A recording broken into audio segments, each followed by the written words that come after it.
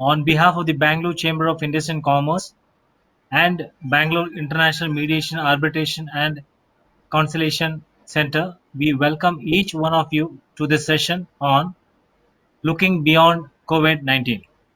In time like this, we need to stay connected and stay positive. This session is being organized by Bangalore Chamber of Industry and Commerce in association with Bangalore International Mediation, Arbitration and Conciliation Centre for the benefit of our members at this crucial period. The speakers for today's session are Dr. Murali Mohan, Senior Consultant, Pulmonologist and Director of Department of Internal Medicine, Pulmonology, Narayana, Hrudayalaya. Mr. L. Krishna Kumar, Executive Director and Group CFO of Tata Consumer Products Limited. Ms. Shalini Pillai, Office Managing Partner, Bangalore KPMG. Mr. Vineet Verma, Member, Management Committee of BCIC and Mentor, Tourism, Hospitality and Facility Expert Committee of BCIC. And Executive Director and CEO, Brigade Hospitality Services Limited and President, World Trade Center, Bangalore, Chennai and Kochi. And Mr. B.C. Thiruvengadam, Director, BIMACC. The session will be moderated by Mr. Raju Bhatnagar, Member of the Management Committee of BCIC and Partner IT Consultants. On behalf of BCIC and BIMACC, we express our sincere thanks to Dr. Murali Mohan, Mr. L. Krishna Kumar, Ms. Shalini Pillai, Mr. Vineet Verma, Mr. B.C. Thiruvengadam and Raju Bhatnagar for accepting our invitation to address on this important subject. We would also like to thank all the participants for joining in today's session. We request all of you to kindly mute your mic and webcam options. This is to enhance and keep the bandwidth strong as well as avoid any disturbance in the background. Please post your questions in the chat box only. Also viewing the chat box for any specific instruction given by the organizer from time to time. The speakers will respond the questions during the session, and in case time do not permit, we shall be sharing the queries to the panelists and shall revert back to you accordingly. Kindly note the organizers will be disconnecting those participants who switch on their mic or webcam despite of a frequent request. May I now invite Mr. Raju Bhatnagar to set the context for today's subject and also moderate the session. Thanking you once again to all of you. May I request Raju Bhatnagar to take over. Thank you very much, Prithvi. Good evening and welcome to all of you. A very illustrious and well-informed panel. Thank you for all the panelists for taking time out for this session today. And to the participants, I see that we'll continue to have participants join as we speak, but rather than wait, it's good that we just go ahead. So just to set the context, we've been seeing and hearing a lot about COVID, Corona, and the havoc that it is wreaking. And the view, it was felt that it might make sense to talk about what is likely to be the emerging scenario post-COVID, and therefore do some crystal ball gazing if that is possible. This itself is, I think, among the most trying and challenging circumstances which have forced organizations to adapt quickly and accelerate a number of their plans. In a number of cases, they have achieved what they were aspiring for or planned to accomplish over a few years. For example, if you take work from home, previously it was offered as a benefit by some companies. Now it's becoming a norm. Decisions on innovation cycles are being crashed. Again, a classic example, I think, is the time taken for clinical trials and approval of drugs. We're seeing that really be reduced significantly.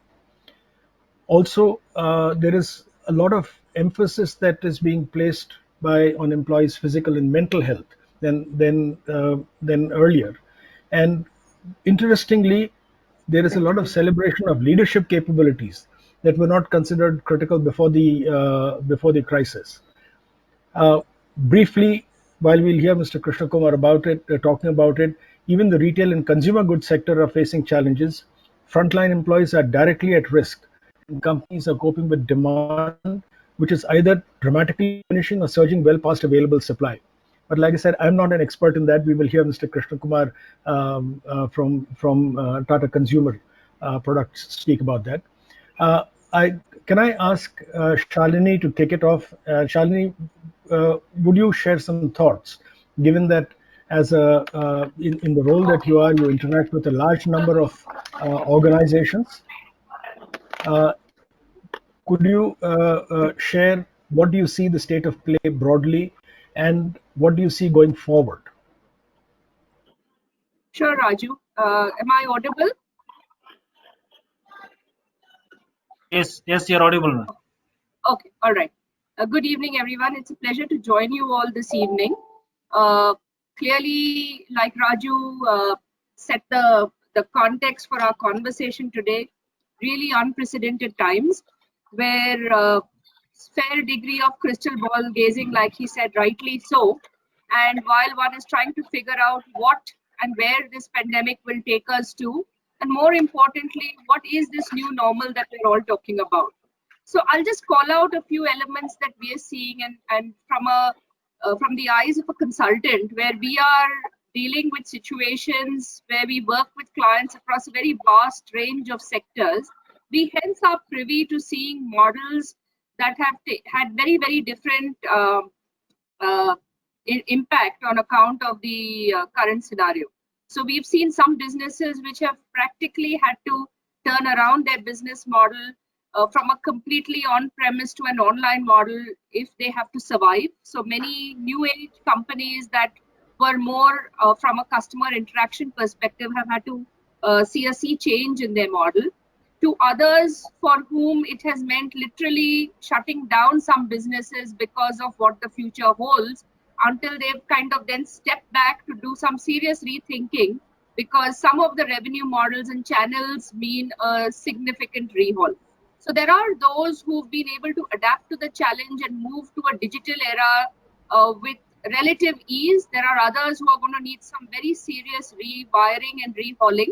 And then there are yet others with whom we work, for whom there is a silver lining, and this current environment has also come with a set of opportunities. Of course, largely in the technology space, those that help on the tech infrastructure, plumbing, for whom there is a serious opportunity to look at.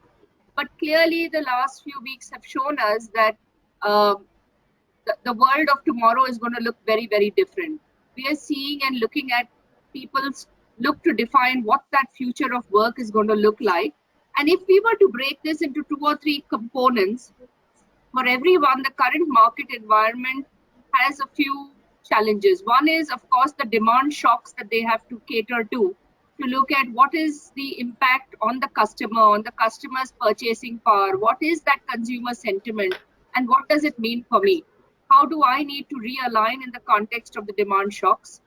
From a supply shocks perspective, what does that entail? Whether it is supply chain disruptions, whether it is travel bans, whether it is disruptions on account of the lockdown and closures, supply shocks have another way of panning out in terms of what it means for the business model. All of this resulting in cash flow implications, which has been probably the top of the mind problem that we see most industries, most organizations having to deal with. How do you then plan for your cash flow as you align to such significant disruptions? And what does it mean in terms of CapEx going forward? How do you then sustain some of those CapEx plans? Do you shelve them? Do you defer them? So there are a whole host of pressures that the market environment has posed. And we see organizations reacting to value preservation and protection, where they're looking at what do we need to do in the immediate term to preserve value, to protect the workforce, to look at communicating and engaging with stakeholders. What is our immediate cash flow strategy, and how do we manage cost levers in the immediate term? So value preservation and protection coming first, which is the immediate focus.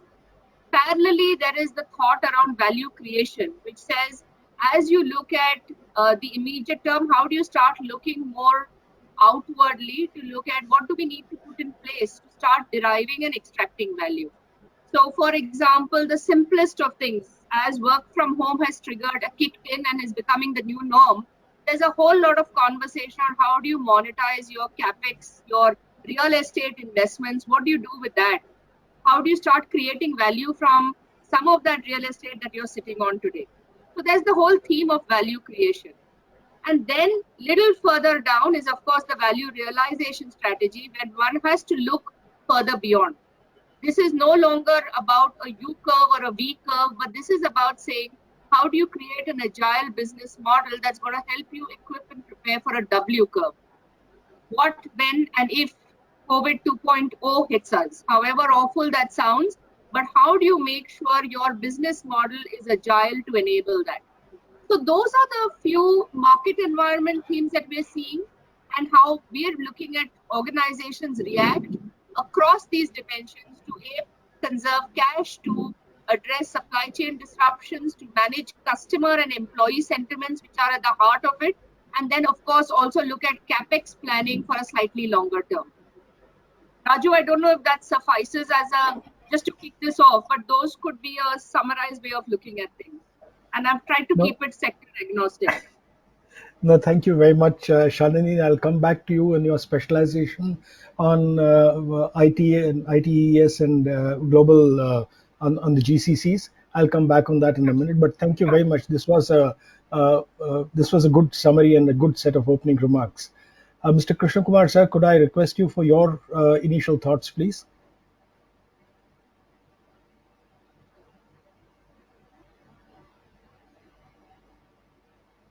Hello, Mr. Krishna Kumar, are you there? Yeah, hello. Good Yeah. evening, and thanks, Mr. Bhatnagar, and good evening, and thanks to Bangalore Chamber for this opportunity. I'm going to be sharing some perspectives on what we are seeing in the FMCG industry and what trends will remain going into the future. In the FMCG industry, we really are talking of food and beverage, personal care, and home care. And all of these have a large part of the products which are in the essentials category. So we are fortunate that we are less impacted than some of the other businesses. It also means that during the COVID era, starting from March, and we have been supplying products to consumers and meeting their needs. We had challenges in March. Slowly, situation has been improving. In April, we are seeing a lot of the demand coming back. The government's efforts have been tremendous in making sure that essentials are delivered. We are getting good cooperation, and slowly today, happy to say that most of the key segments are able to operate at fairly significant levels from where they were in March or April. When I sit back and think about what has happened in these few months and what is here to stay, there are three words that come to my mind. There could be others, but to me, three words stick in memory, and I think these lenses are important because people will be applying these lenses for some time to come.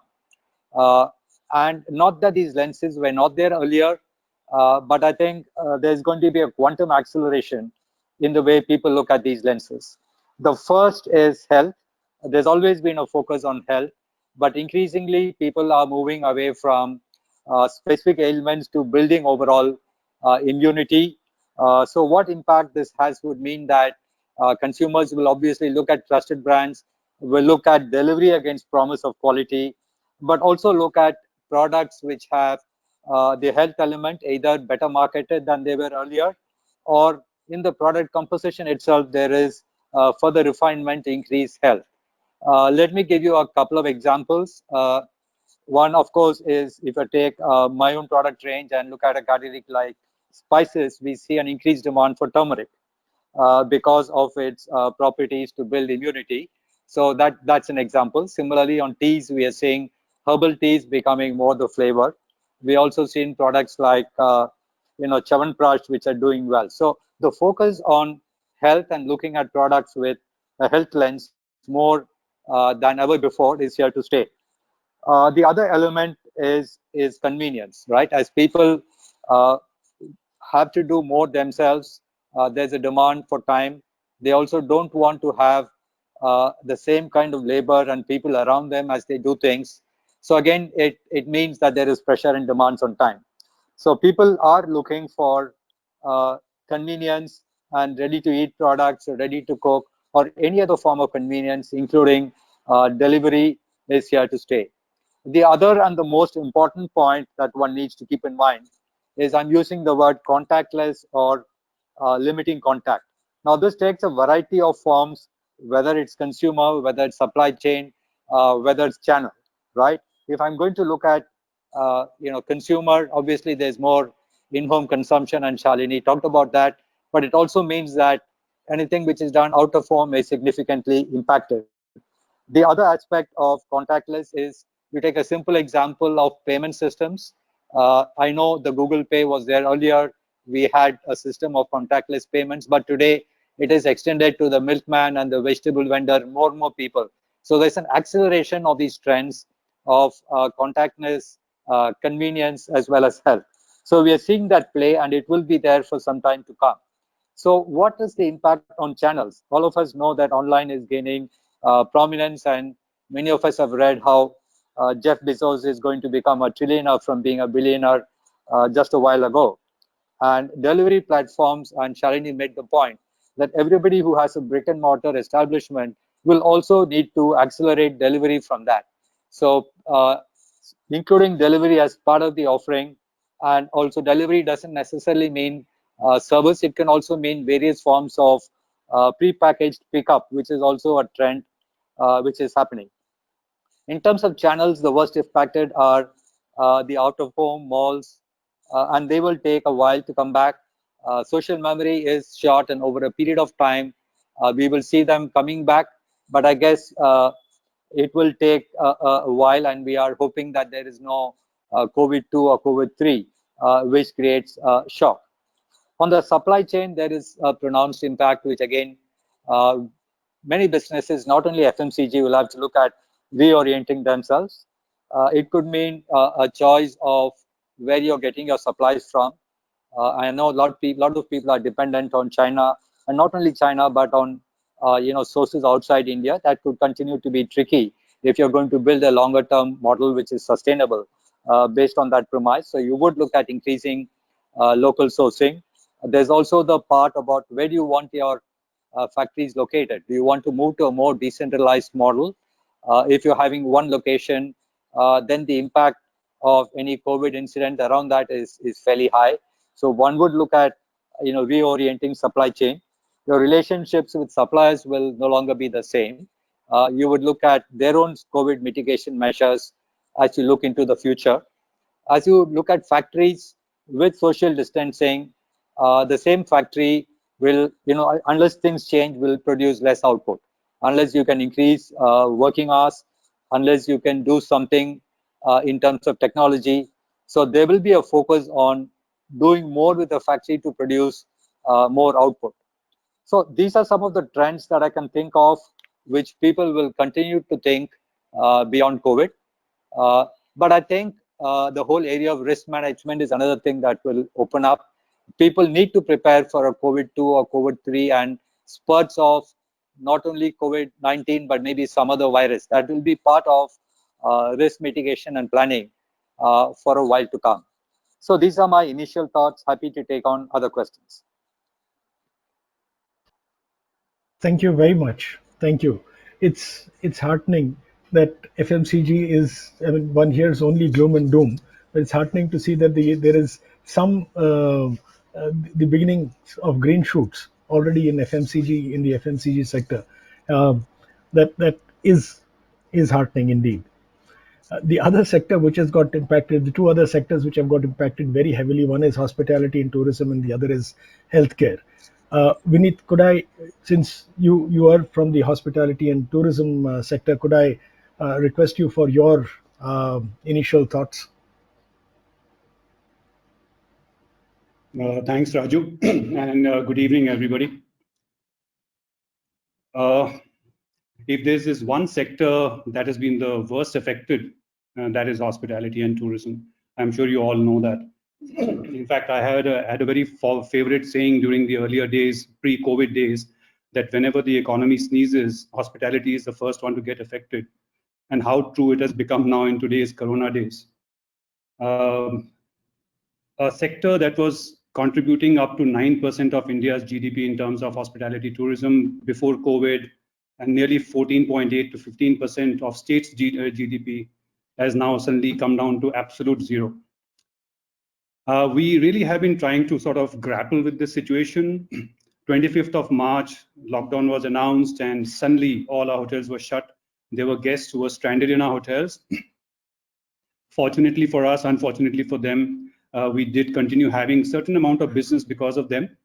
But then time started running out for them as well, because obviously they couldn't afford to stay on so long after lockdown 1, lockdown 2, lockdown 3. So then they found their ways of ultimately checking out of the hotels, finding a guest house close by or something or the other. Most of the hotels today in India, as you know, are shut. The only hotels that are doing, which are open, I wouldn't say doing business, but which are open today are the hotels that are housing quarantine guests.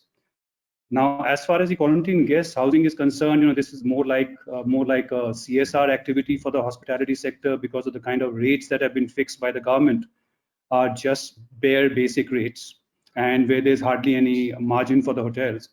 And to run the entire hotel, a 200 room plus hotel, to house just maybe 10, 12 quarantine guests, doesn't really make sense. The other side of this was also, of course, the fact that the concern that the hotel staff has, because unfortunately, if you suddenly have one positive in the hotel, the entire floor today gets sealed. Earlier, they were sealing the entire hotel. Then all the staff working with the guests need to go for compulsory quarantine, etc. So this has been a pretty disturbing situation. And during the last 2 months or close to 56, 60 days that we are into lockdown, we have been trying to figure out somehow, anyhow, survive this crisis. And how do we survive? On a very rough estimate, as some of you would know, that hospitality and tourism in India, I'm just talking about the organized sector. I'm not talking about the roadside eateries and the roadside restaurants or the small resorts. We recruit more than 4 crore employees nationwide, and close to 40 lakh employees in the organized sector just in the state of Karnataka. We have been in regular touch with the government of Karnataka. In fact, I work very closely with the government. In fact, like even this morning, I was a part of the delegation that met our chief minister, literally sort of pleading with him that, give us an opportunity to, now that the flights have started, give us an opportunity to open up our hotels. We have got social distancing in place. We've trained our staff, and we have got all the SOPs in place. So let's see what happens there when they allow us to open. We are hoping that from June 1st, at least we'll be allowed to open partially.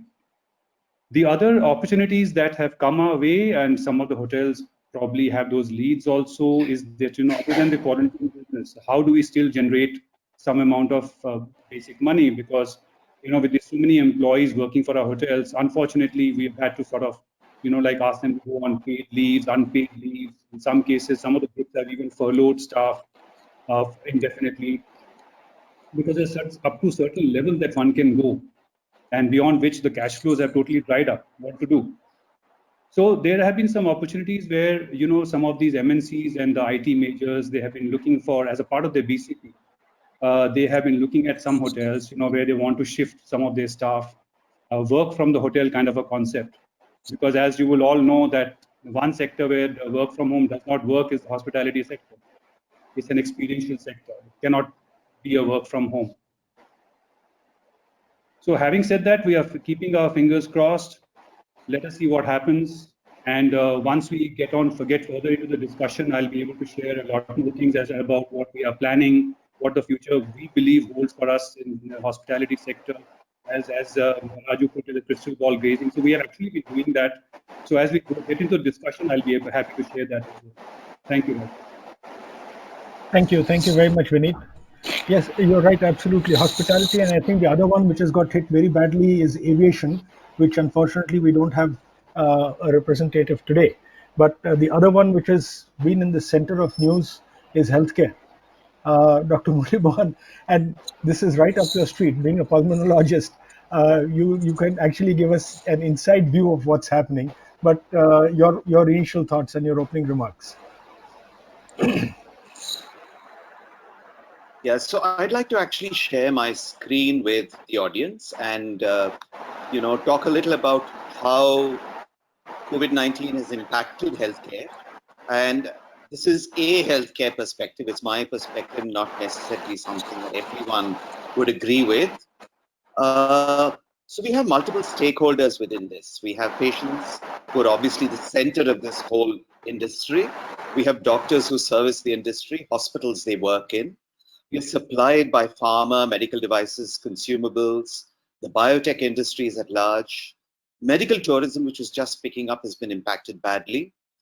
And really, our whole country has a stake in health. And all countries have a stake in our health as well as their own health. So this is a very large impact that is going to happen with with COVID-19. And more importantly, what's going to follow after COVID, as we expect it to, will gradually subside. It's going to be with us. It's going to be with us for a long time, but it's not going to, occupy the central position that it's occupying now. So what do I think will change? In summary, patients' attitude towards their own health and their healthcare will change. Doctors' practice is going to be affected, and how it's going to be affected, I'll briefly talk about. Hospital design, construction, and day-to-day running of hospitals, I think, are going to transform dramatically. The pharma industry, medical devices and consumables, and biotech are actually going to see an upturn. And I think it's actually what's happened is a good thing for them in the long run. Medical tourism, I don't know how long it's going to take to come back. And we're going to see more and more cooperation between states and countries in the sharing of medical knowledge and in the sharing of medical equipment as well as drugs. The first thing I've seen is the patient's attitude towards their health and to healthcare has changed. We are seeing far less clinic and hospital visits, and a lot of patients are very reluctant to come to hospital. Fortunately, these so-called master health checkups are also seeing a downturn, and I think that's a good thing. I don't think there's really much of a role for master health checkups, especially in this situation. Health checks are important, but not these packages that people are provided with.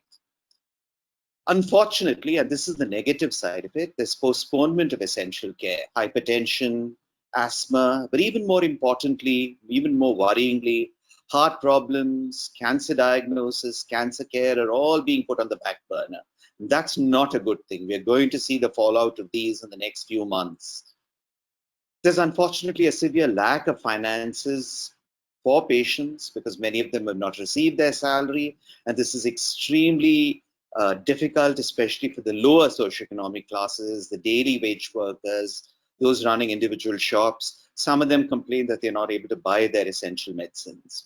And of course, insurance issues. The insurance companies have stepped up, but how this is going to impact their responsiveness in the long run, we don't really know. On the positive side, we have a much healthier environment, much less pollution, a lot less stress, and fortunately, the major cause of injuries in our country, road accidents, are right down. So we're going to see positive results from all these. Positively, we're also seeing better self-care, better self-monitoring. If patients are unwilling to go to hospitals and clinics, I'm getting them to monitor their BP and sugars at home. And I'm actually getting better responses from them. Doctor, we're not able to see your presentation. Oh, I'm so sorry. I am not sure why that is happening. Doesn't matter. Maybe I can just talk my way through this. It's not really important. Sure. Yeah, so I'll go ahead with it. So, and the most important, I think Mr. Krishna already emphasized that people are taking greater care of their health, trying to improve their immunity, following a better lifestyle. They are, as I mentioned earlier, checking their BP and sugar, and they're trying to maintain the numbers at normal. Their probably work at home is helping them. I don't know how well it's going to help in other ways. How is a doctor's practice going to be affected? A lot of the smaller clinics and hospitals have been badly affected. They are seeing less patients and some of them have had to close down. Elderly care may take a hit because elderly are the most vulnerable population. We're going to see more and more telemedicine. I'm already doing 3 or 4 teleconsults, video consults a day. And one of the things that a lot of my fellow consultants are doing is doing far more video consultations than personal consultations. So that's going to be a boon for the software industry, the internet service providers, and so on, who are going to have to provide us better bandwidth. There's going to be more history taking and investigations and less hands-on examination for diagnosis. I think Mr. Krishna again spoke about contactless, care, and that's the same thing that's going to happen. I am doing a lot less physical examination of my patients than I was before, and I'm spending a lot more time trying to understand their diagnosis from the history. And sometimes we are going more into investigations, which is not really a very, very good thing. So we're going to see less hands-on examination. Hospital design, construction, and day-to-day running of hospitals are going to be hugely changed. In fact, I'm not sure if small hospitals and nursing homes can sustain themselves. Larger hospitals may be able to sustain themselves, but increasingly they're going to have to move to maintaining the hospital mainly for intensive care and home health services. So the very sick ones are going to go into hospital. Everybody else is going to be managed at home. We're going to see a hub and spoke model, which I'm going to talk about when we come to the medical tourism bit. But we are going to see larger hospitals contract out some of their work to smaller community sub-hospitals. We're going to have to become more financially prudent. We're going to have smaller hospital buildings, more modular in constructions. One of the good things we've done at Narayana Hospital is we've divided our hospital. We already have 3 buildings. So all our coronavirus cases are going into one building, which we call the international building or the COVID building. The other hospital, which is our multi-specialty hospital, is much of, we are not seeing any COVID. We're screening them in the larger hospital only when we're sure they don't have COVID. We're moving them into the smaller hospital, into the multi-specialty hospital, and the cardiac building is completely protected. So this is to make sure that patients who need care for other illnesses are not going to get infected with COVID.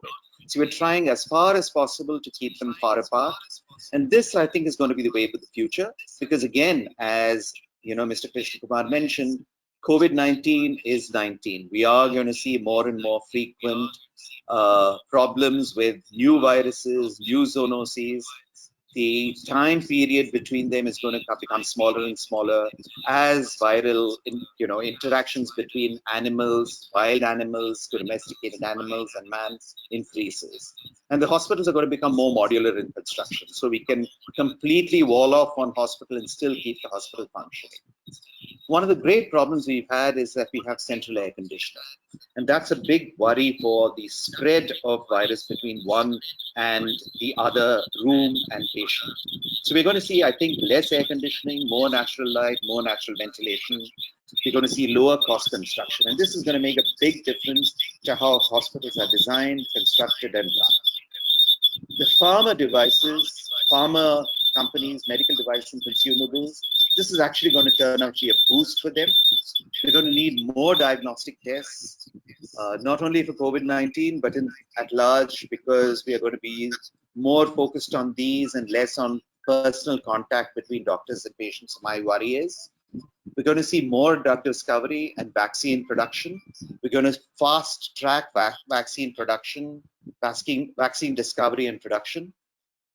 I think this is going to open the door to new modalities of diagnosis and treatment. I mean, medicine is one area where every crisis has led to new opportunities. And we're going to see greater subsidies from the government and greater investments from public and private sources. If this doesn't happen, we are going to shoot ourselves in the foot and later in the heart. So I think, and I hope desperately, that the central government's investment in health is going to go up from the dismal 1.3 to 1.6% that we've had for the last many decades. Fortunately, we hope we're going to see less reliance on China for raw materials and finished products. And we're going to redesign medical equipment extensively. We're going to have everything ranging from the very simple equipment to the more complicated equipment and use them more specifically rather than running the most complicated ventilator, which we can afford only a few of, to simple ventilators and move it on to a more complicated ventilator when that becomes necessary. Medical tourism has been hit very, very badly, like the hospitality industry. And it may make sense in the long run, because this is going to happen again, to invest in starting hospitals in areas where medical tourists come from. So we start there, follow a hub and spoke model, specialized procedures occur in the hub, simpler procedures occur in the periphery, so patients don't have to travel quite as often. So it's going to be two ways of medical movement.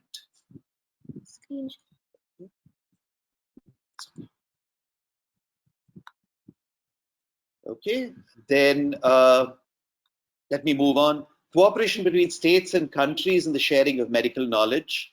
One of the most heartening things during this crisis has been the ready sharing of medical knowledge. Every day I get mails, I get WhatsApps, I get all kinds of messages, videos from people abroad who are going through the crisis, who've been hit hard, and they're trying to share what they've learned in this very rapidly changing scenario. On the other hand, one of the most disheartening things during this crisis has been the ready sharing of fake news and the unnecessary panic that ensues. We had a very similar pandemic, H1N1, in 2009, 2010. We did not have the same level of panic. We did not have things shutting down to the same extent that we have done now. And that's because social media was far less intrusive into our lives. Both the positives and the negatives have happened on informal platforms, and we may see some greater care in the spreading of fake news and the censoring of fake news when it moves around. Self-administered censoring, and this is by the people who run the social media. We need to move into greater organized sharing, empowering the WHO rather than disemboweling it as is happening with the United States. We're going to see greater power given to foundations and greater involvement of foundations like the Bill and Melinda Gates Foundations, who've done a fantastic job. We're going to see greater power given to international alliances such as Gavi, the Global Alliance for Vaccines and Immunizations. Finally, we're going to enable large international registries and databases which can be shared across nations, which can be milked via artificial intelligence for the earlier recognition and understanding of diseases and disease patterns. Now, the coronavirus has turned our world upside down. This is one of the most rapidly changing disease scenarios we have ever seen. Yesterday's certainties have been dispelled. And when I say yesterday's, I literally mean yesterday's, because every day brings new understanding, but also new confusion. And we don't know how the glorious uncertainties that are man and nature, how they will interact and how they will change the situation while this is still going on. So thank you all very much. That's a beautiful picture, a very sedate picture of the coronavirus on the right, and a prayer that we will come out of it. And a thank you to all of you. Thank you, Mr. Bhatnagar. I'll hand back to you.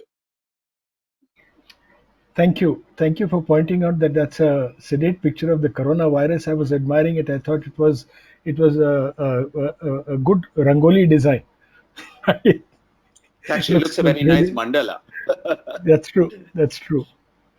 Thank you very much for putting a lot of this in perspective, and the fact that social media continues to wreak havoc in more ways than one, but it's something I think it's also becoming a way of life.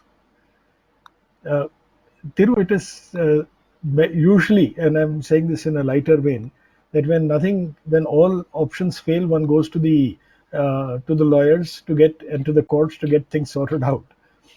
How do you see this panning out from a legal perspective? And some of your initial thoughts on this. Thank you, Mr. Bhatnagar. Good evening, everyone. I'd like to share a very short PowerPoint presentation because today we are at a crossroad.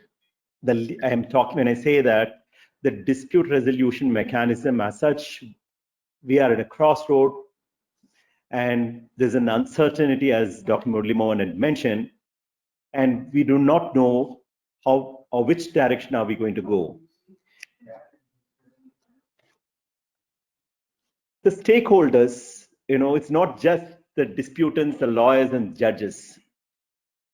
I may call it as a legal industry as such, are too many. You have disputants, judges, there are a lot of court staffs. Then we have law firms, solicitors, paralegal staff, and a lot of administrative staff. Then the government side, we have government advocates, the government bureaucrats are getting involved in it, then police, and the prosecution councils, then experts.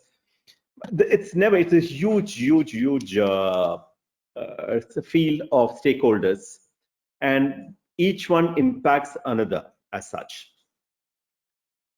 Now, the nature of disputes again is, I'm just mentioning a few of them. It's as complex as it can be, and the space of litigation has to be shared. With commercial disputes, We have matrimonial and family disputes.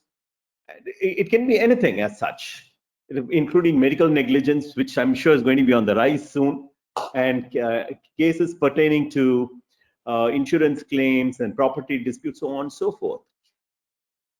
And above all, the largest litigant in this country is the government, be it the central government or the state government. 70% of the litigation is with reference to the government and the state governments as such. And it includes service matters, tenders, land revenue reforms, land acquisition, police cases, so on and so forth. And as I said, if this 70% is litigations are taken off, then litigation in India is going to come down drastically. And how the disputes are being resolved in the courts and the judiciary, when we talk, we have this quasi-judicial executive actions, like when you go like an income tax officer, he's a quasi-judicial authority, a revenue official, a tahsildar or a deputy commissioner or a collector. And from there, then there are a number of tribunals. In the past 30 years, the government has decided that felt somehow that judiciary is not delivering goods, and they created a lot of tribunals over the period of time. You have income tax tribunal, and then you have company law tribunal, you have administrative tribunals, so many tribunals coming in. And there's no statistics that as to how efficient they are, what's the disposal rate, because we're not able to gather this information. But the bulk of the disputes are being handled by the judiciary. When I say judiciary, right from a taluk level, municipal court, it goes up to the Supreme Court as such. And there are original side disputes, appellate cases coming into from the original side, and then we have rich jurisdiction exercised by the high courts and the Supreme Courts. This is the status of Indian judiciary. This is the status of a court. Okay, the Indian courts tries to accommodate as many people as it's possible, and it goes on. But you will be surprised when I say only 9% of the disputants in this country go to the courts, and 91% of them are totally excluded. There's a docket exclusion and not docket exclusion. That's been our study as such. So when 91% are out and only 9% of them are brought into the court, there's a big complaint that there's a huge backlog cases in the courts. But this is not surprising, because with less than 5,000 judges in this country, we have 5 million new cases being filed every year, and close to 4.9 million cases being disposed of by the courts every year. And this rate of disposal, or the number of cases that is handled, you can't compare it to anywhere in the world, not even in China. More than 50 million interlocutory applications are being filed that has not been included in the case of new cases that are being filed. And about 5 million evidences are recorded every year. I would definitely not like to become a judge, or I don't really expect anyone to happily jump into the bandwagon of judges. It's not that easy in India as such. Now, when we talk about the anticipated disputes post-COVID, I expect about 1 million cases. It's the least that I can expect. And why does this happen? On the commercial side, there are contracts that has been entered into maybe 2 months ago, or 2 years ago, or a few years ago as such. And the scenario in this country or in the world was totally different. All the business experts who spoke earlier, including Mr. Krishna.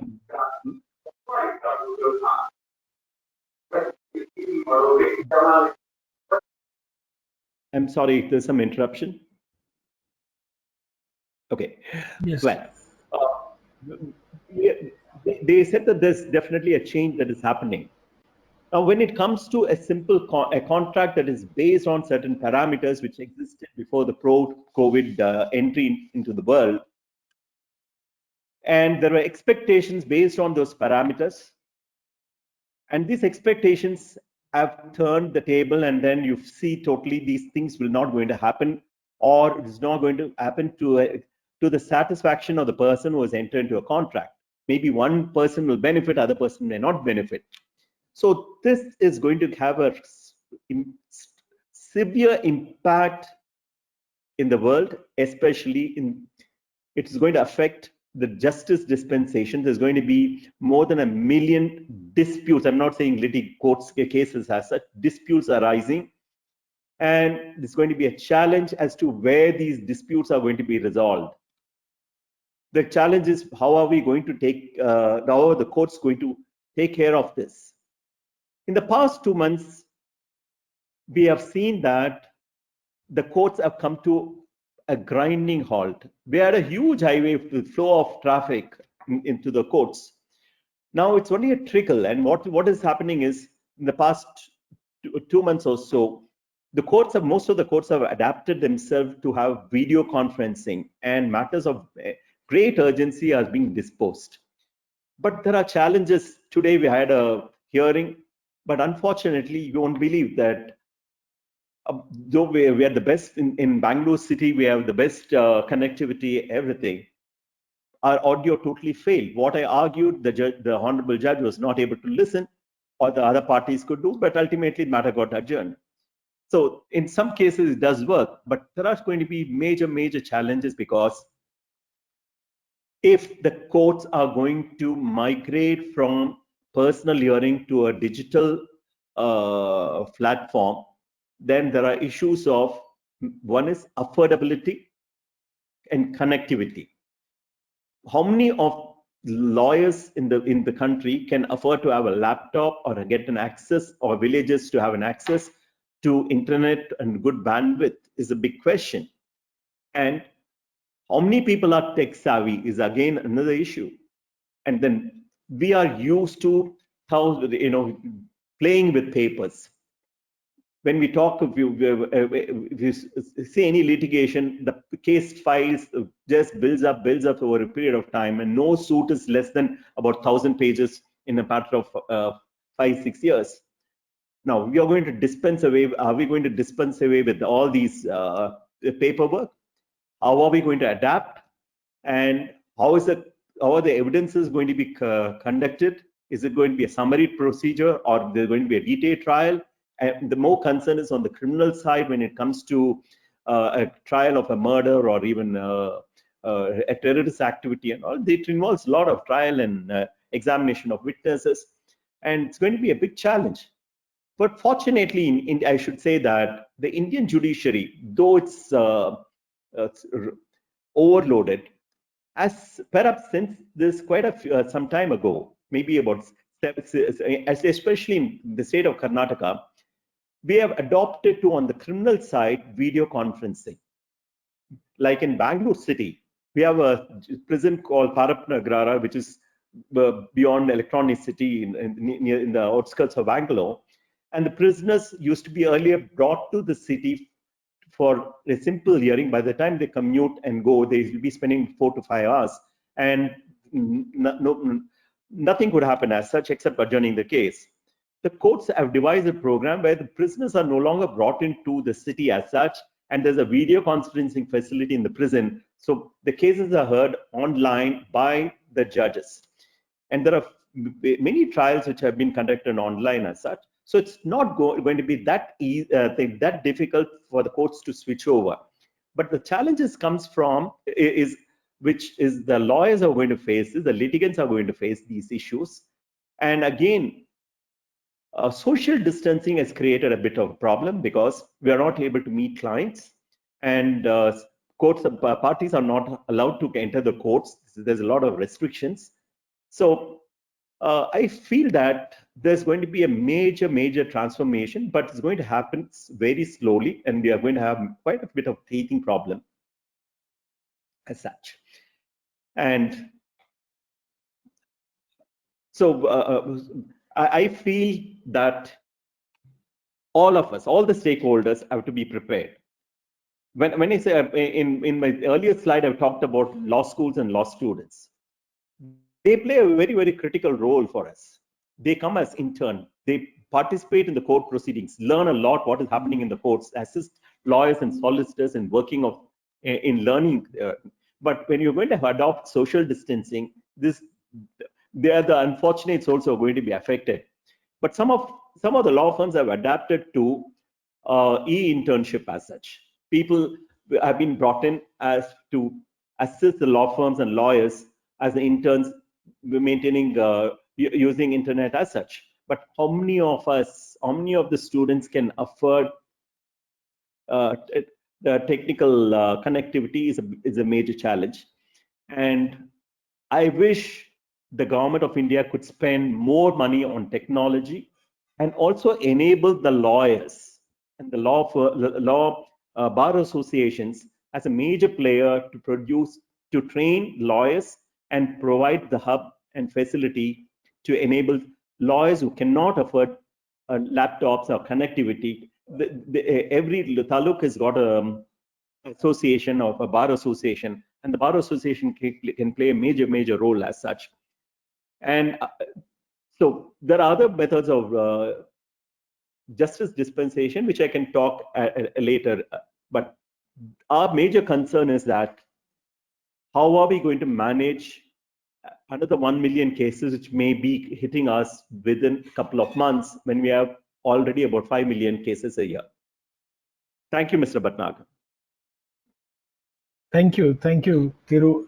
I'll come back in a little while when you said that there are alternative methods. I'll come back to try and understand that, and hopefully for the rest of the attendees also to understand what are the alternate methods. But just hold it for a couple of minutes.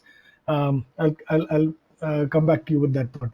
Shalini, in these initial remarks that we've heard from the 4 segments, hospitality, FMCG, legal, healthcare, there is enormous amount of faith and trust that is being placed on IT. IT will have to deliver, net connectivity will have to be there, telemedicine will have to be there, and cases have to be heard online, and so on and so forth. So 2 questions. One, how do you think the IT industry is gearing up for this? And second, in the 90s and 2000s, you had everyone making a beeline for India and outsourcing work into India. Given the nationalistic, they're completely different, independent questions. Given the nationalistic sentiments that are surfacing, do you see pressures for GCCs to pull back work from countries? Raju, I was wondering if I could also use a couple of slides just to get people to understand the structure and frame in which I was speaking. I don't know if that's possible. Can I just project my screen? Yeah, Rupa will make you the presenter and you can project. Okay, that'll be great, because I could just walk you all through a couple of quick points. Sure. So you're the presenter, you can share your screen now. Okay, let me know if you can see this. Is this visible to you all? Yes. Okay.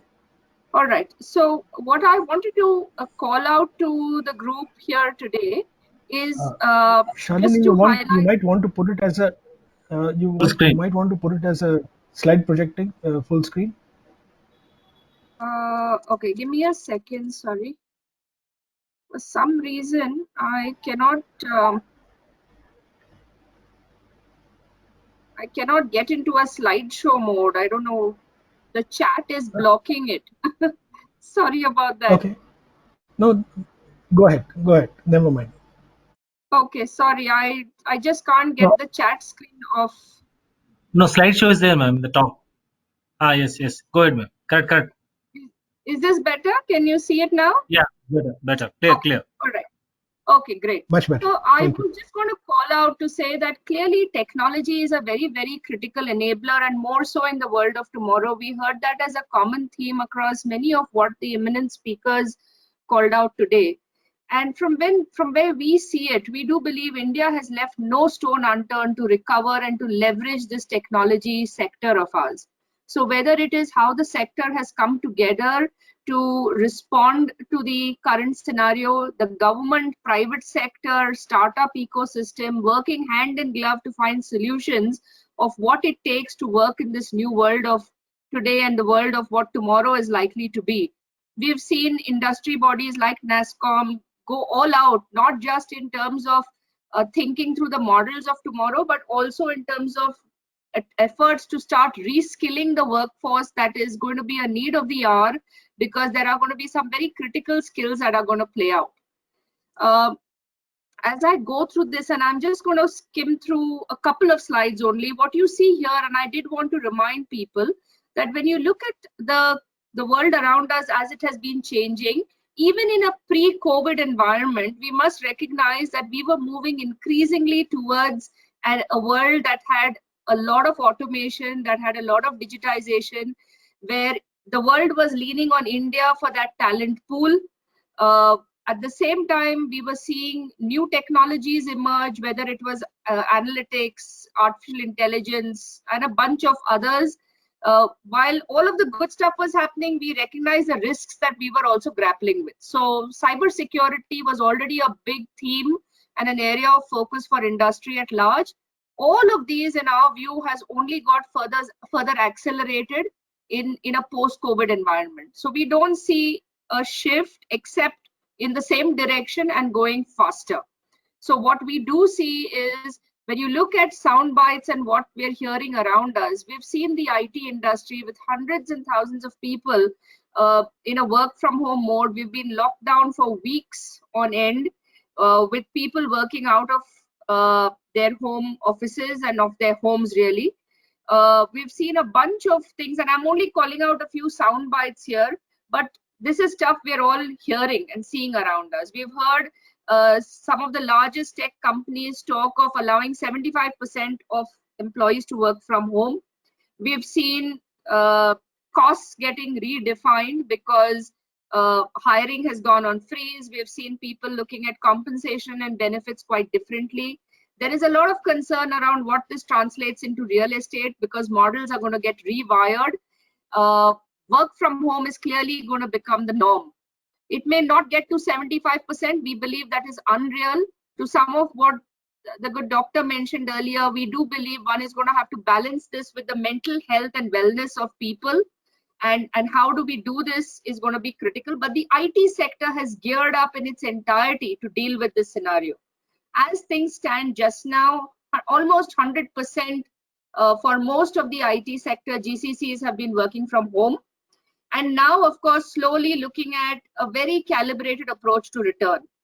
As statistics stand just now, we don't believe most people are looking at getting any more than 20% of their workforce back in over the next 2 to 3 months.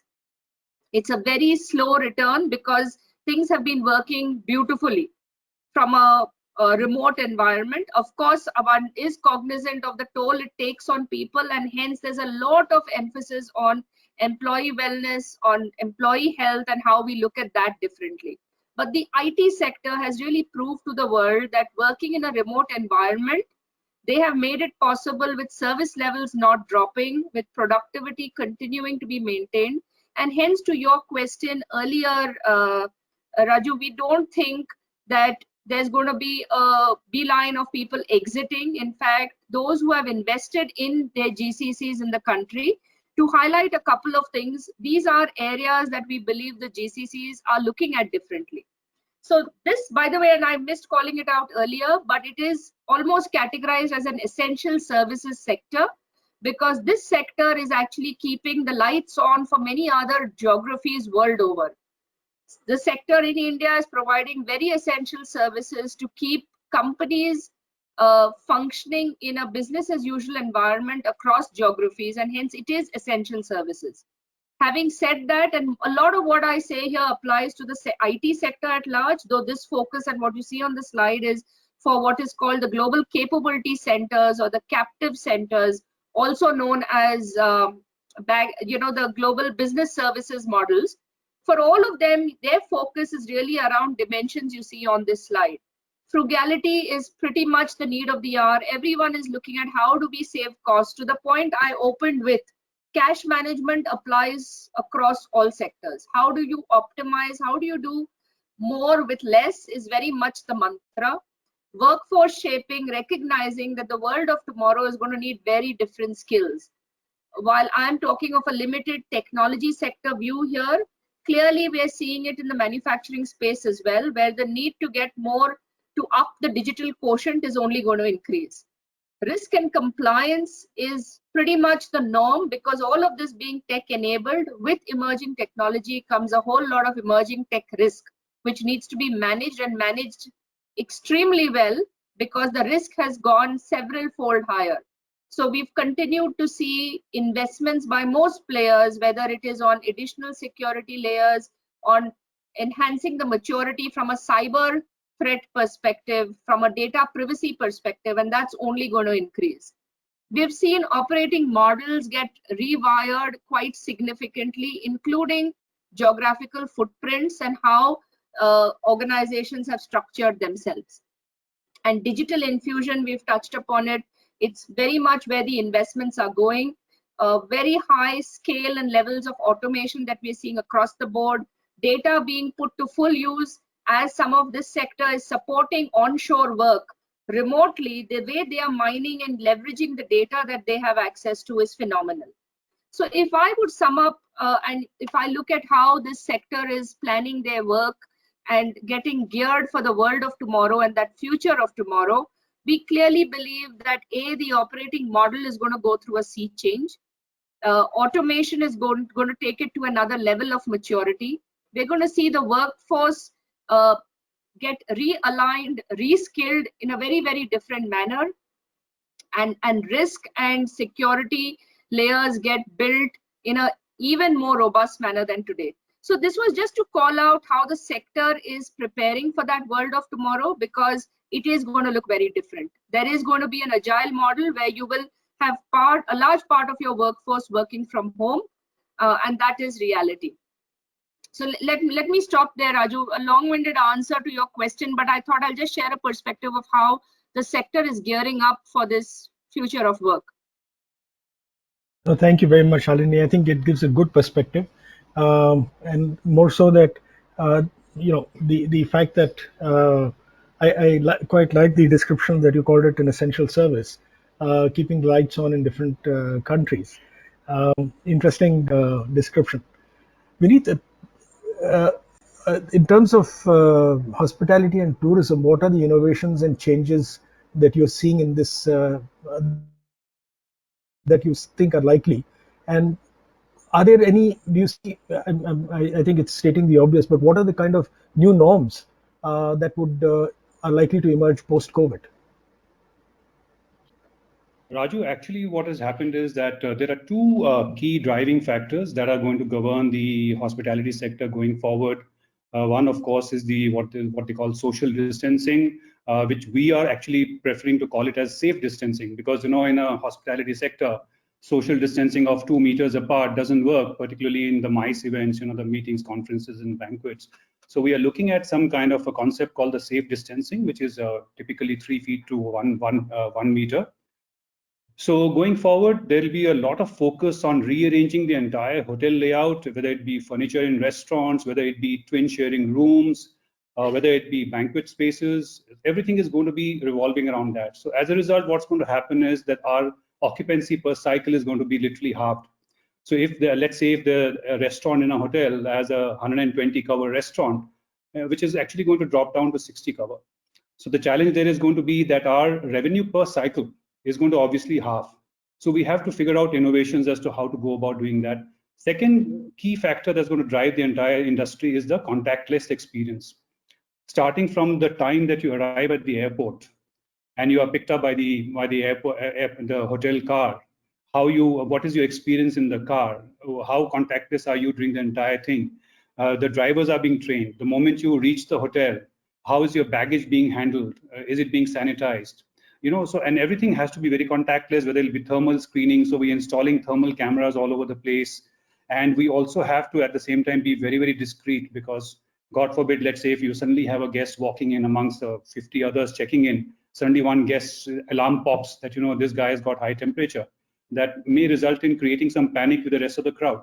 So we have figured out a lot of SOPs. In fact, our SOPs are running into several volumes, and the entire staff is being trained on this. In terms of, there's going to be a big focus on digitization, even in the hospitality sector. So I guess all of us are now looking towards the IT sector to help us out in all respects. So they're going to be overloaded, as is the legal word going to be overloaded. So we are looking at all forms of digitization, starting from even contactless menus in the restaurant, or whether it's a digital payments. Everything is being revolving around that. So I think most of the hotels are almost ready, but it's going to be a lot of trial and error as we open up. I'm hoping that from June 1st we are allowed to open up. Then we'll actually learn from experience. Once the guests start checking in, once they start experiencing what is what, then we'll keep innovating as we go along. But yes, there is going to be a lot of stress on digitization, even in the hospitality sector. Thanks, Vineet.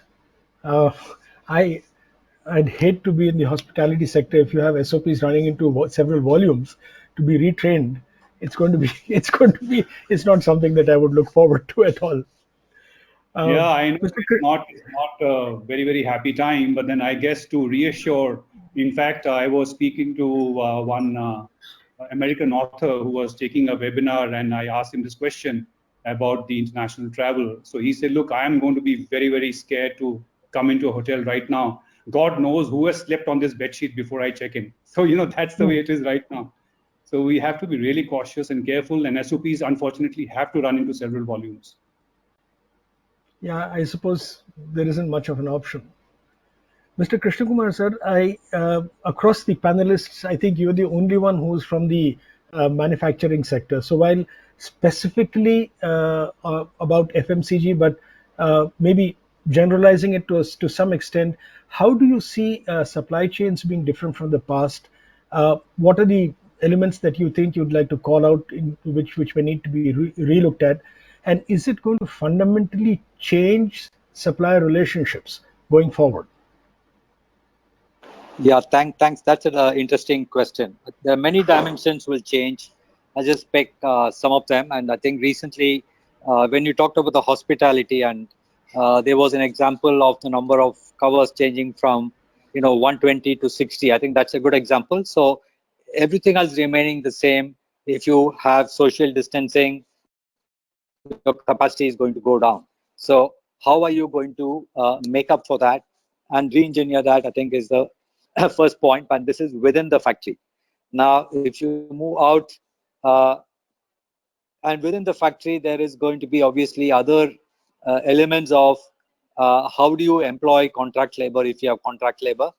The whole exercise of contract labor management, checking them, where is the contract labor located? Are they located? What is the proportion of migrants versus people locating close to the factory? So these issues will need to be addressed if you're going to employ contract labor. Then moving outside, when you come to transportation and logistics, again, before you come to that, the location of the factory is also to be reviewed. And I mentioned earlier whether you want to have one big centralized factory or you want to have decentralized operations where possible, so that the risk is mitigated and you have people from different zones closer to the market. I think is going to be another element which needs to be looked at. Coming to supply relationships, we've had examples, and I'm sure many other companies have had examples that your main plant is working, but your supply is not working because he has a COVID problem, or maybe we had a period of time where the suppliers in the backward leg were not declared essential. So we had a problem where our factories were working, but some of the channel partners were not working. So one has to rethink through the entire supply chain as to where they should be located, and whatever practices or SOPs, we keep talking of SOPs, which we develop for us, should also be made applicable to key suppliers. The other element we talked of is, again, who are your suppliers and where are you sourcing from? Also would need some amount of refresh, especially if you are locating supplies which are in different countries or in far off locations. So these are some of the dimensions which we need to relook at as we design supply chains for the future. And automation and technology, without saying, is going to be an important part of that. Thank you. I've actually had a big background, a fairly extended background in the IT, BPO sector, and I can see tons and tons of opportunities emerging on multiple areas, stuff which one hadn't even conceived of earlier. But thank you very much for that perspective. Dr. Mohan, you had mentioned while you were in your initial remarks that it's the future for small hospitals and nursing homes looks a little bleak.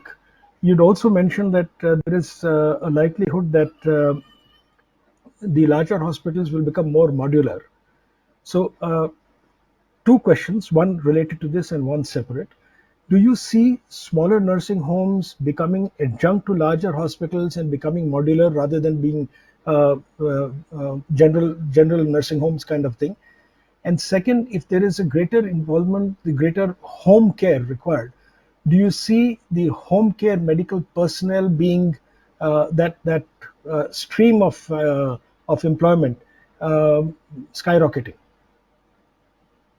Yes, two very good questions. I think to answer the first, yes, I think it all depends on how people are willing to cooperate, to work together, the larger hospitals to take the smaller nursing homes and hospitals under their wing, support them and use them as, in a win-win situation where the smaller hospitals take care of patients after they've gone through a major procedure in the larger hospital, and the smaller hospitals acting as either specialized centers, outsourcing some of their work to the larger hospitals, and on the other side, taking care of patients at home because patients don't really want to come into hospitals, large or small.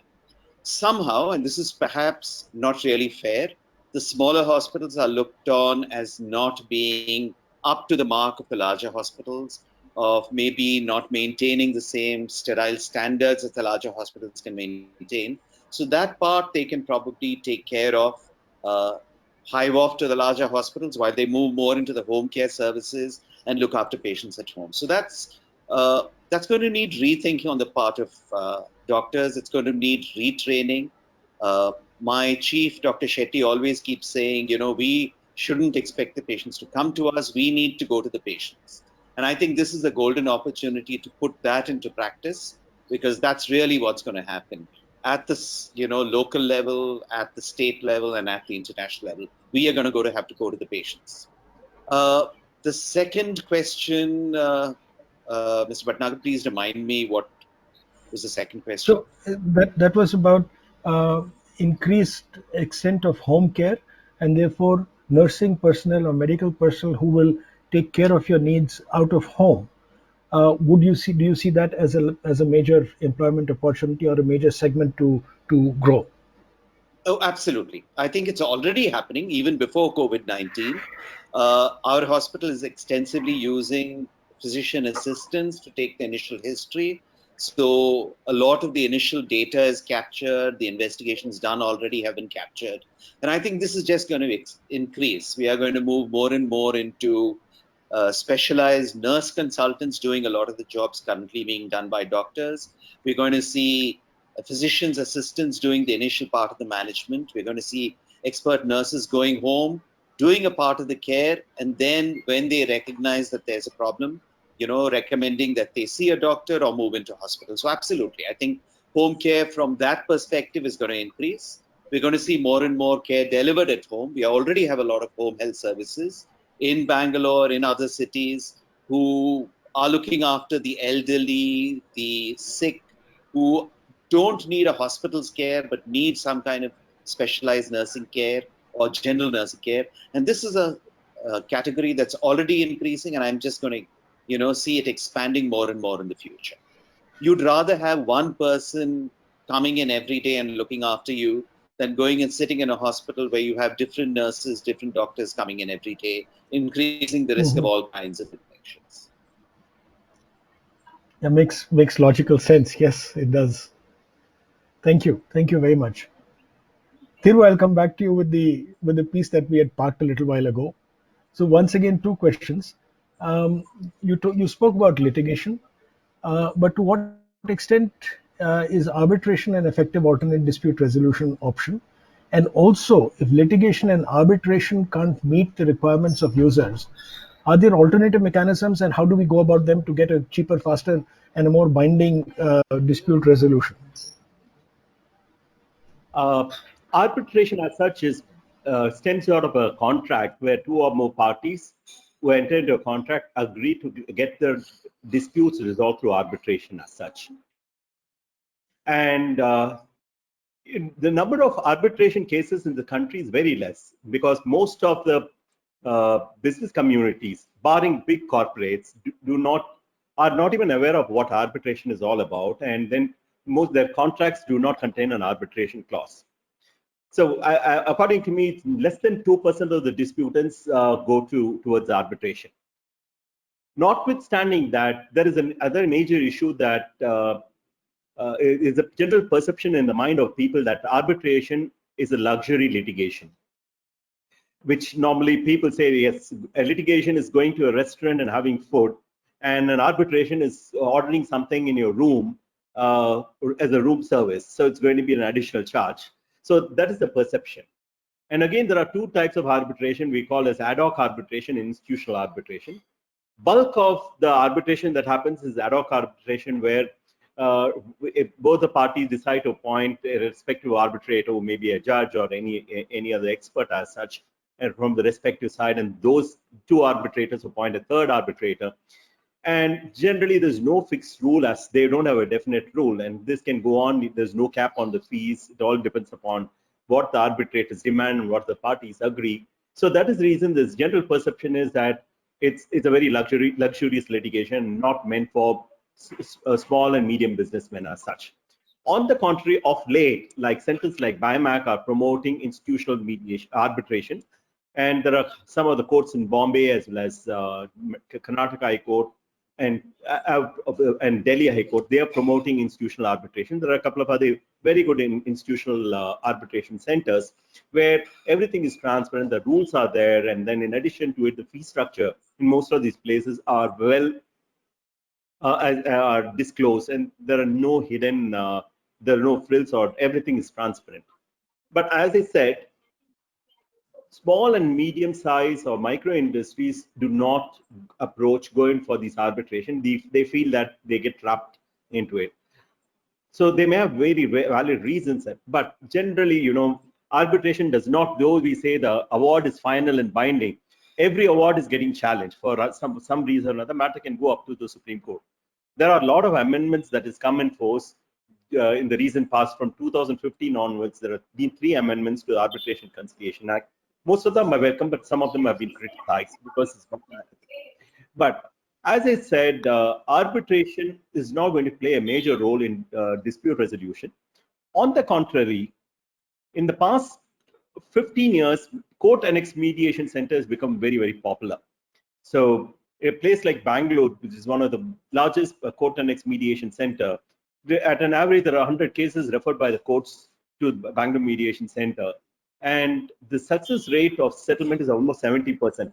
And it is virtually zero cost and very, very efficient. Average time taken to resolve a dispute is about 112 to 120 minutes, less than 2 sittings.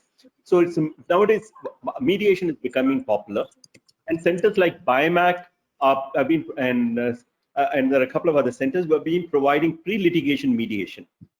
And interestingly, in 2015, we have a new law called the Commercial Courts Act, where in 2016 there was an amendment that is brought in where it made pre-litigation mediation mandatory. So even if someone wants to file a commercial dispute before a court, they have to exhaust by going for mediation. But there are certain disadvantages in those systems which people are trying to iron it out. But the challenges that we face, and which we'll face in mediation, is that, as I said, it's a very voluntary process, and the mediator is an independent, neutral person, does not give his opinion, and he acts as a facilitator to bring the parties to come out as mutually agreed settlement. He doesn't even give a proposal as to how it will be settled. But that is the magic of mediation. And in a private mediation, the success rate is almost 99%, I should say. Now, the challenge that we face is that the entire process is confidential, and there is always, mediation happens only when there is a direct interaction between the mediators and the parties. Now, there's a big question mark that has come in, is that with this social distancing, how is this going to happen? And we have been trying to work on as to overcome this difficulty, because entire process being confidential, we don't want private discussions between the mediator and the parties to be revealed at any point of time. Is the platform that is going to be providing the video conferencing, how secure it is, that no one should copy it, no one should record it. These are the challenges, and I'm sure we'll be able to overcome this. But I sense, when I say about 1 million cases that is going to come in the next couple of months, mediation is going to play a very, very critical role, because those who are going to approach the court, they are going to do it at more of a distress situation where they don't have money to spend on lawyers and courts, so, or even money to spend on arbitration. So the best option for them is to choose mediation, which is going to be less expensive. So we may call it as mediation as online dispute resolution and come out with a new jargon. But unless and until we ensure that there's confidentiality of the entire process is maintained, then people may not even come for mediations. But centers like BIMACC and all, we are working towards ensuring a very confidential process. So the advantage of an institutional mediation center or an arbitration center is far more than an ad hoc arbitration or mediation.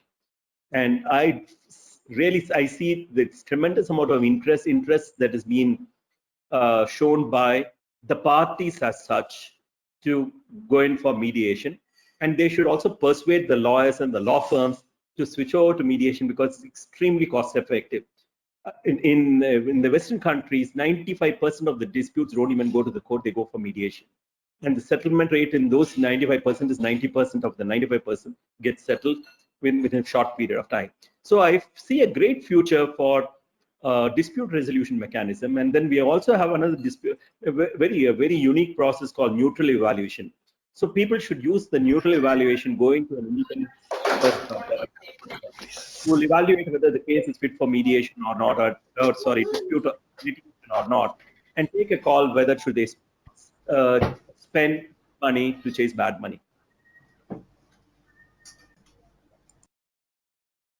Mr. Bhatnagar? Yeah, thank you. I was in the process of unmuting myself. Thank you. Thank you. No, it was good, and I have a bit of a vested interest, having gone through and familiarized myself with the mediation processes as well. So thank you for expounding that very, very lucidly. I have one question from Mr. Chandramouli, and I'll read out the question. It says that in all sectors presented, I can see an opportunity to revisit the use of existing real estate, the challenges of utilizing space, air conditioning, etc. And he says, I feel some hotels and IT offices may be diversifying into healthcare demand and also remote working offices to support manufacturing and warehousing. Comments, please. Vineet has responded in the chat saying that it is part of the BCP, looking at companies setting up their remote work bases as a part of BCP. But would any of the other panelists like to respond to this?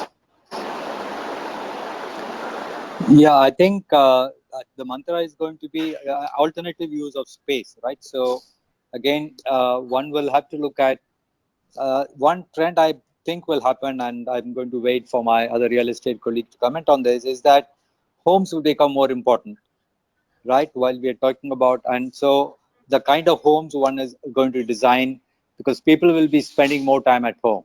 So I see, while you say there is probably alternative use of office or other space, the design of homes will be different. That's one comment I want to make. Thank you. Thank you. Vineet, anything you'd like to add to that?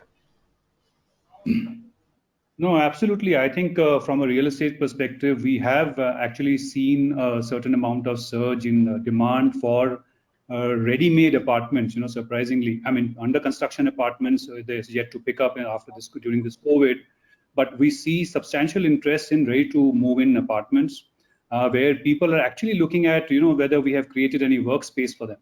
So I think going forward, in terms of our real estate design, we are actually looking at those concepts, where at least for the larger apartments, obviously, if I'm looking at an affordable home, I can't sneak in a workstation, unfortunately. But for the larger luxury homes, we are actually looking at these options. That's interesting. That's interesting. Mr. Krishna Kumar, Shalini, any thoughts?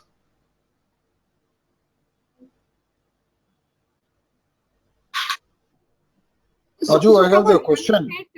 tech perspective, sorry. To Mr. Chandramauli's question, I saw that, and yes, we are seeing, like I called out, I think there is, as we speak, the IT sector is evaluating what those space requirements are going to be.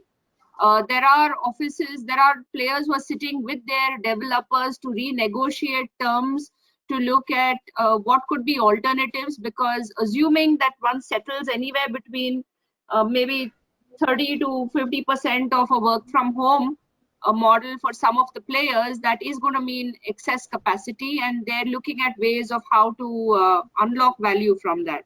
So that's one comment I would make. Good, thank you. I just want to add one more comment, and I want to seek your opinion.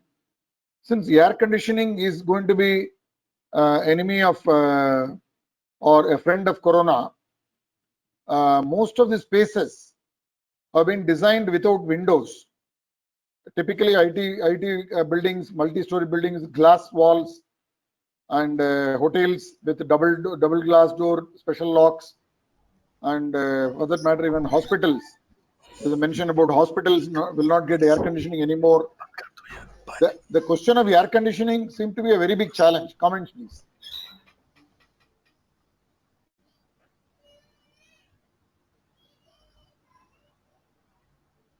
If I may, yeah, please, Vineet, go ahead. Yeah, so in fact, Mr. Chandramouli, this is another very serious concern, particularly for closed buildings and closed hotels, where unfortunately we have also not even factored in openable windows. So you're absolutely right. This is a major concern. As of now, what we are doing is we are taking every precaution in terms of changing the filters. We are putting in advanced filters which can hope to arrest the coronavirus, which I presume is about 0.28 to 0.29. I think doctor can basically guide us on that. So we are trying to essentially figure out and bring in filter systems which actually help us arrest this virus.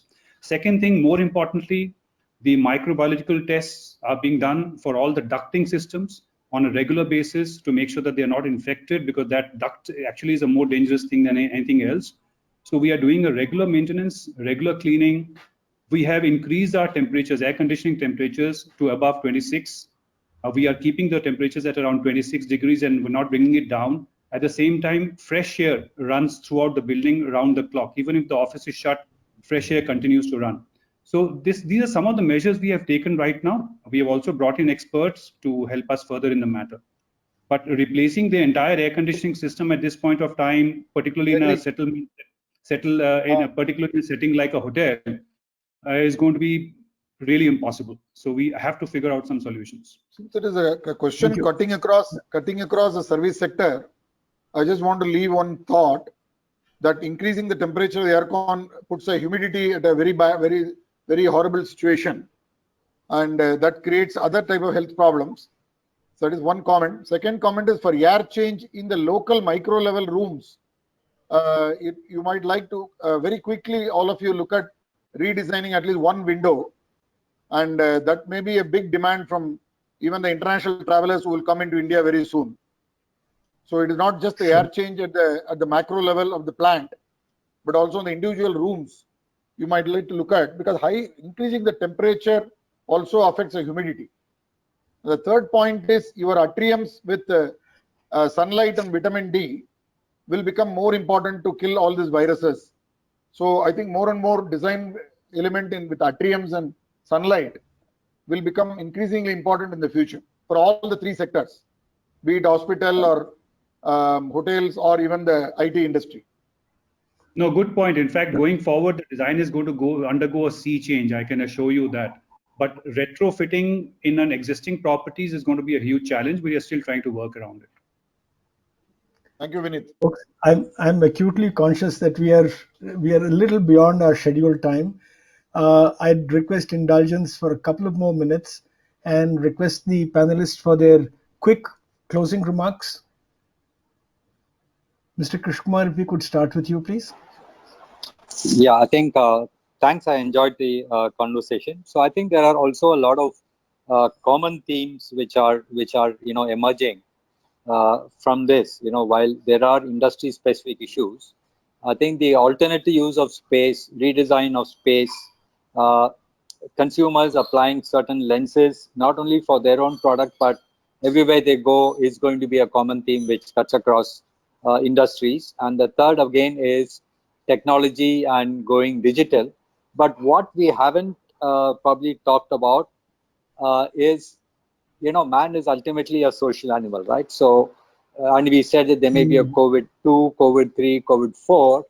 So I think there will be a time when people will get used to the new normal and start interacting, right? So I would like to get some perspectives on that, maybe a year or two, just after the vaccine is found. But Sure. anybody, and maybe the doctor specifically, has something to add on that. Dr. Mohan, would you like to follow up on that? Yes, thank you. I think that's a very, very valid comment, and people are already getting sick of being in lockdown. I think the lockdown really is expected to last only until a vaccine is discovered or herd immunity is reached, which it inevitably is going to sooner or later. The comment I made was more from the point of view of being prepared for the next pandemic that comes. And I think everything is going to happen faster the next time. We're going to move into discovering a vaccine faster. We're going to isolate the virus, which was done, by the way, amazingly quickly this time. The genes were isolated, or rather the gene pattern was recognized very early. So everything has happened much faster this time than it happened for Ebola, and is going to happen even faster the next time. And that's the wonderful thing about this. Yes, people are going to have to learn how to not physically distance themselves all the time, but take precautions. For example, I hope, and I'm not seeing it yet, spitting coming down on the roads, one of the major sources of change, redesigning of buildings and hospitals for future pandemics, for future infections. So these are the kind of changes which will allow people to get quickly back into work and not even go into lockdown in the first place, because we will recognize the problem and we'll already have the solutions in place, which we've learned with this pandemic, which is ultimately going to do us good, I think, despite all the problems we're facing now. I'm an optimist. I think most of us are, Doctor. Most of us are optimists. And, the lockdown has been completely a learning, or maybe a revelation. Thiru, your thoughts winding up?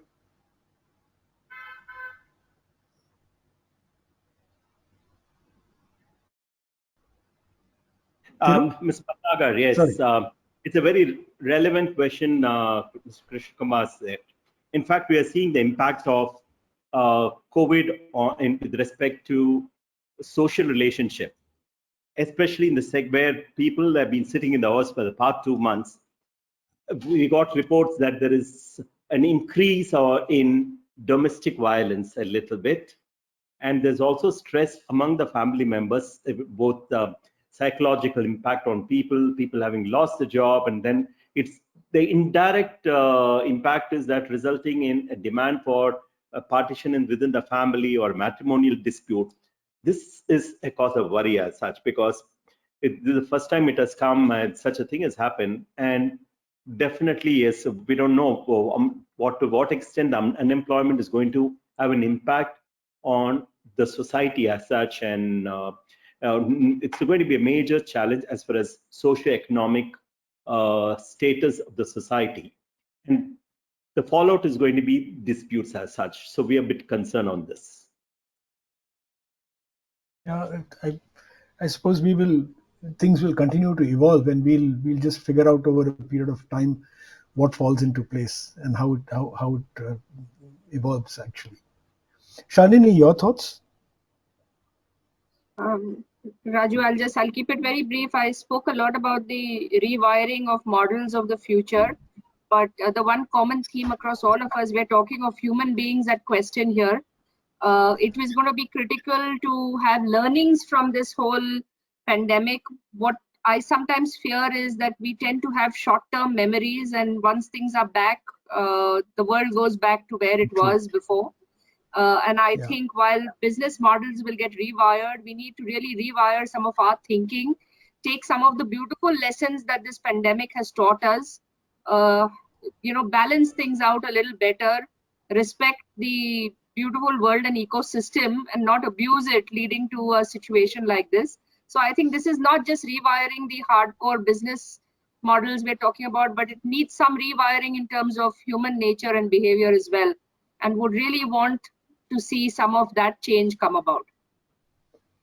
Yeah, and we've seen the dramatic impact. Ozone hole has got closed, Yamuna has got clean, pollution is down. All sorts of things have happened in a very, very short time. Nature is claiming its rightful place back. Vineet, before we wind down, your thoughts? Raju, I think as far as you as a guest is concerned for our hotels, you're going to be faced with an entirely new, unprecedented experience when you come to the hotel next once we open up. It's going to be a totally new norm. It's going to be a totally new norm, and you probably will not recognize the space.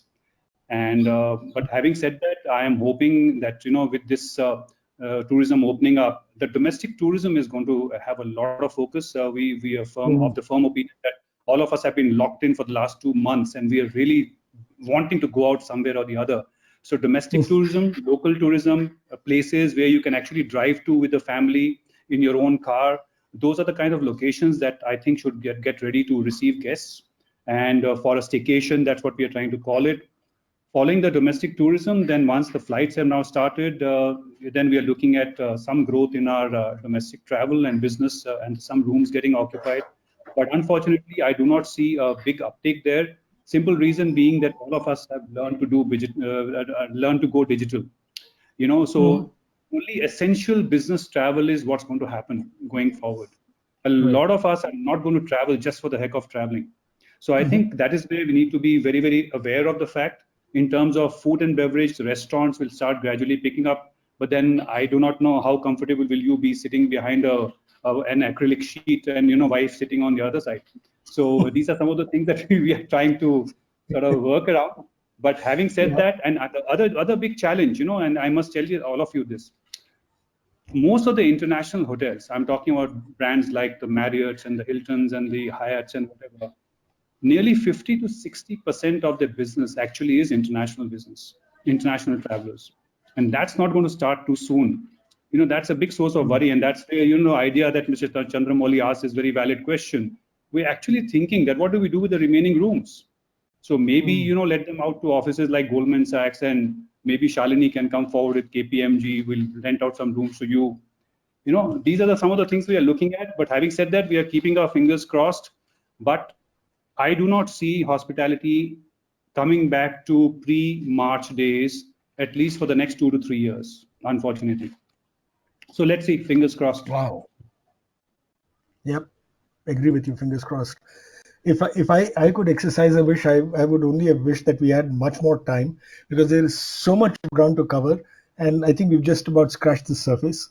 But all said and done, Vineet, Mr. Krishna Kumar, Thiru, Dr. Murali, Mohan, and Shalini, thank you very much for taking your time out in the evening and spending and sharing time in your thoughts.